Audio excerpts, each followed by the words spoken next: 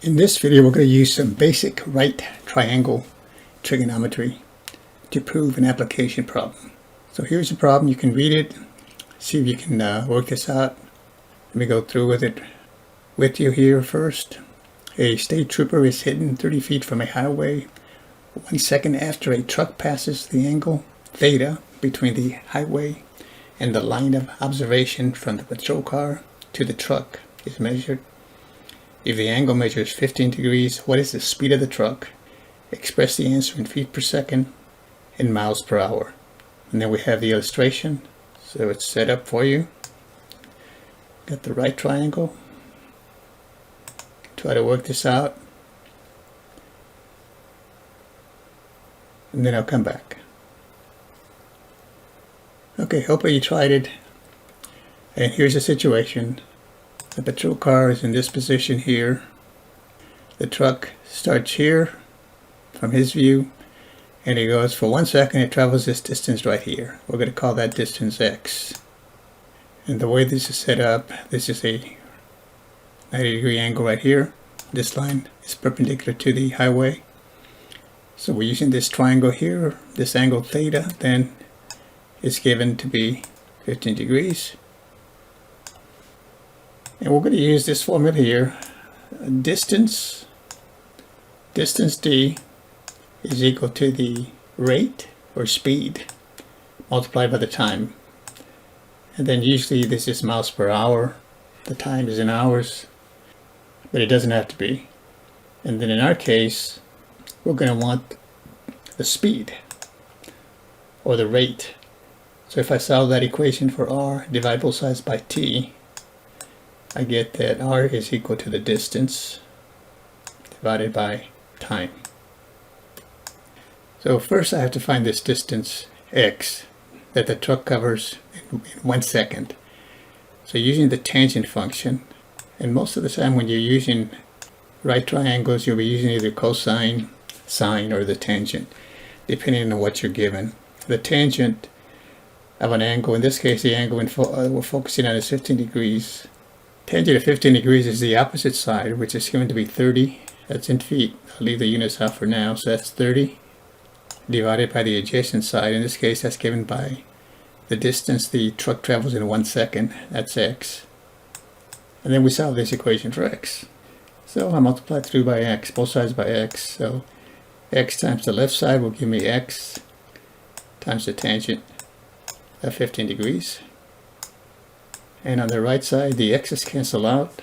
This x and this x cancel out. I get 30. And then I just divide both sides by the tangent of 15. Divide both sides by the tangent of 15. That's going to cancel on the left side. That's going to bring it over to the right side. I'll have 30 divided by the tangent of 15 degrees. So now you can use your calculator. We don't have one of those special angles here that we did in some of the other videos. So here we're kind of forced to use trigonometry. And the only thing you have to make sure of is that your calculator, whether you have a scientific calculator or a graphing calculator, that you have it set to degrees.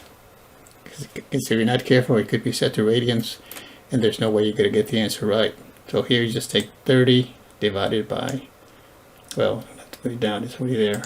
So 30 divided by the tangent of 15 degrees. And that should give me 111.96. I could round that out to 112, but I just leave it there. And this is in feet, but this is in feet. So I want the rate, I want r, and just so it's clear, r is actually the speed. So I'm going to just say the speed of the truck is simply equal to the distance traveled. So that's going to be 119 feet, 0.96. And again, you can run it off accordingly, whatever it states. And here, I'm going to run this off to two places. So 119.96, and this is feet. And okay, what do we get? Rate is distance divided by time. So distance is in feet, and the time here is 1 second. So I'm just going to write this as, I could write it feet per second, or I should just write it feet over second. And this is the answer for part 1 of this problem. Because remember, it's 2 parts. Find the speed in feet per second and in miles per hour. So now I want the second part of the answer. So again, I'll just say speed. This is the same as the same thing as r, or the rate. Speed is equal to. So I'm going to set it up the same way here. So I'm going to have 119.96 per second. Okay. I'm going to leave the unit out for right now.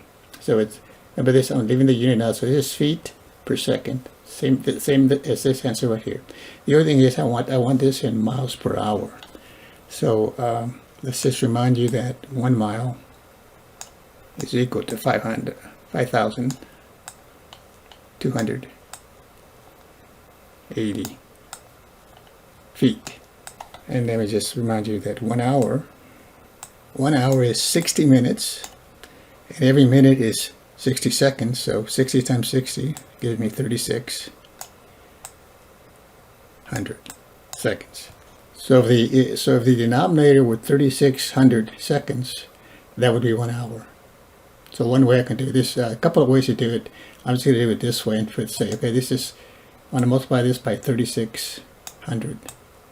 And I can do that as long as I multiply the numerator by that same thing. So this is 3,600 also. So since the bottom number is in seconds, it's just 3,600 over 3,600, that's 1.